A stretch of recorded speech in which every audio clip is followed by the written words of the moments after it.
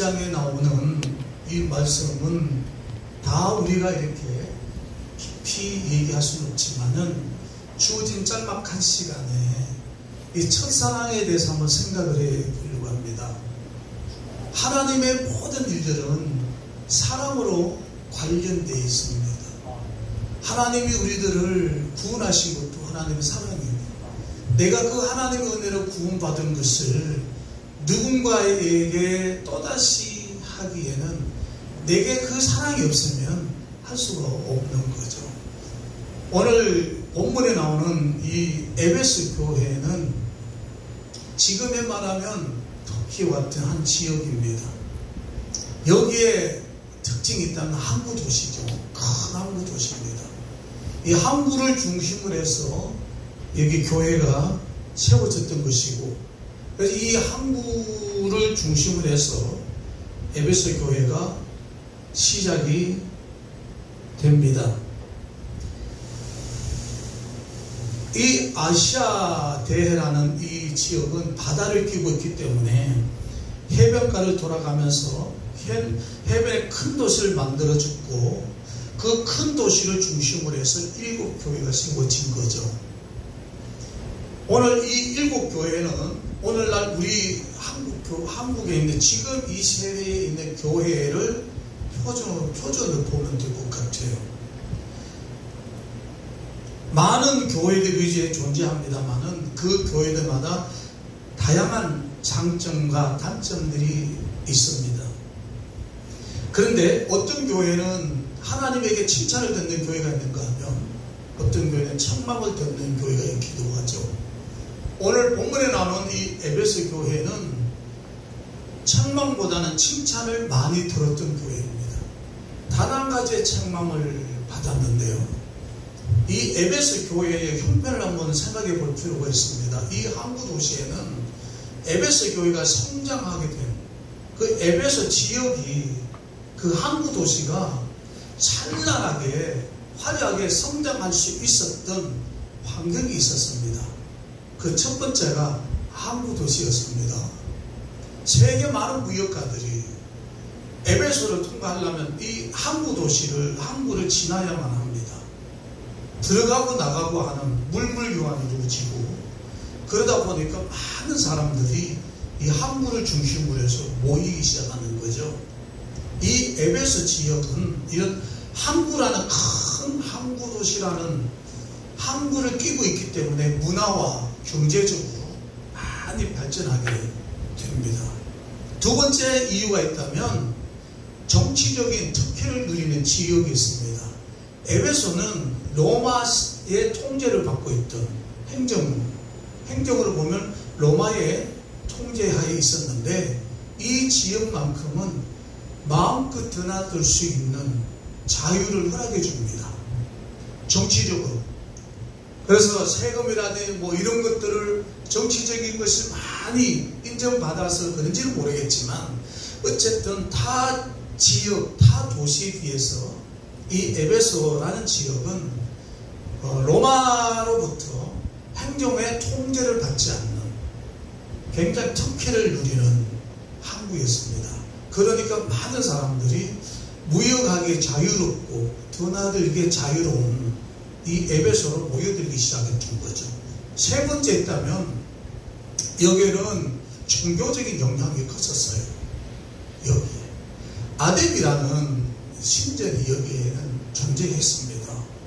그러다 보니까 많은 사람들이 종교가 있는 곳으로 모이게 돼요. 사람들이 많이 오게 됩니다.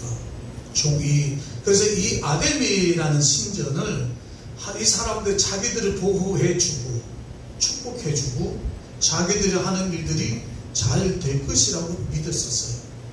그래서 세계에 또 타 지역에 있는 많은 사람들이 에베소 항구로 모여들었습니다.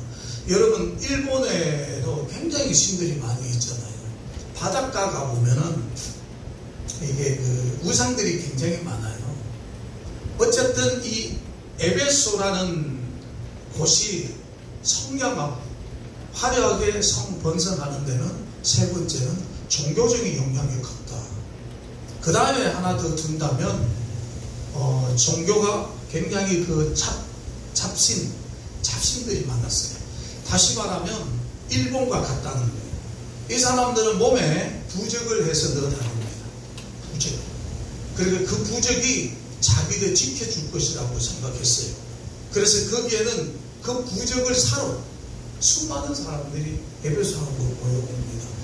이런 환경을 딱 보면 에베소라는 지역은 굉장히 찬란하고 문화가 발달되고 경제적으로 부유한 도시인데, 이러한 곳에 우리가 전도하고 교회 세운다는 것은 상상을 할 수 없는 곳인데도 불구하고 여기에 하나님의 교회가 세워졌다는 겁니다.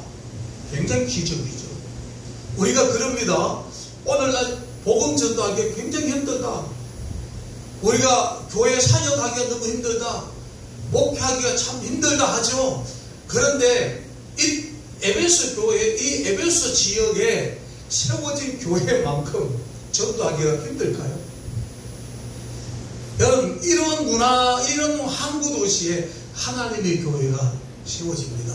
그리고 교회가 성장을 합니다.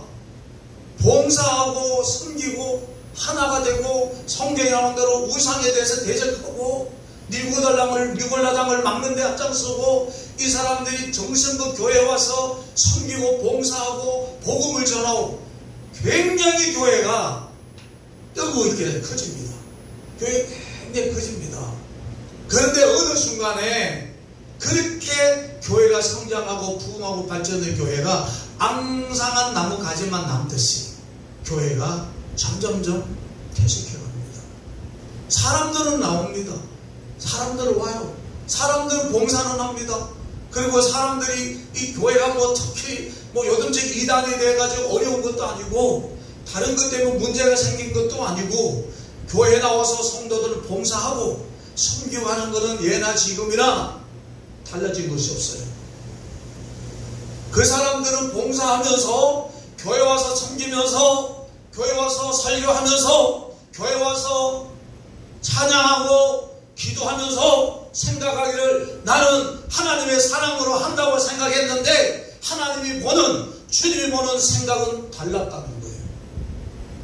나는 열심히 한다고 생각하고 내가 하는 것은 주님의 사랑으로 하나님이 내게 주신 그 사랑에 근거하여 나는 봉사하고 교회와 섬기고 복음을 전하고 교회를 한다고 생각했는데, 주님이 볼 때는 그게 아니었어요. 그래서 주님이 그들에게 책망합니다. 뭐죠? 너는 처음 사랑을 잊었다. 그랬어요. 그 처음 사랑이 뭘까? 참 고민을 많이 해보고 신학을 나눌 때 요한계시록을 강의했던 그 교수님들이 했던 생각도 떠올려보고, 그래서 지금 이 첫사랑이 내게 뭘까라고 생각해봤어요. 근데 저는 이걸 느꼈어요. 제가 고등학교 때 교회를 섬겼던 학창시절에 새벽에 경운기 가지고 모래를 두 차씩 실어 날리고 학교 가도 힘든 줄 몰랐고, 학교 갔다 오면은 또 저녁에 해변가에 군인들 보초석에 서로 들어오기 전에 또 경운기도 모래를 싣고 교회에다가 날려줘도 제가 힘든 줄 몰랐고, 일주일 내내 교회에 와서 일을 하고 목사님이 시키는 것 해도 내가 그게 힘든 줄 몰랐어요.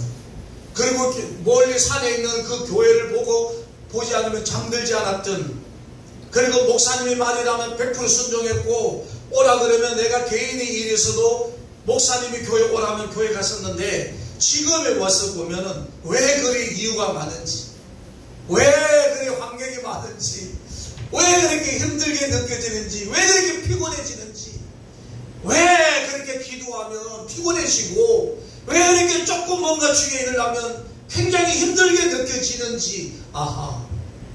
처음에 주님을 만났을 때는 눈물이 흘렸어요. 천부에 어지러워서 손 들고 매다 찬송할 때 뒤에 앉아서 눈물 펑펑 흘렸어요. 목사 장례금할 때 목사님들 손을 얹을 때 눈물이 펑펑 쏟아졌어요. 한결같은 마음으로 가겠다고. 나 같은 사람에게 오늘 목사의 장례를 준다니 너무너무 감사했거든요. 그때 그 감격, 그 열심이 다 사라져요. 물론 지금도 목회하고 지금도 봉사하고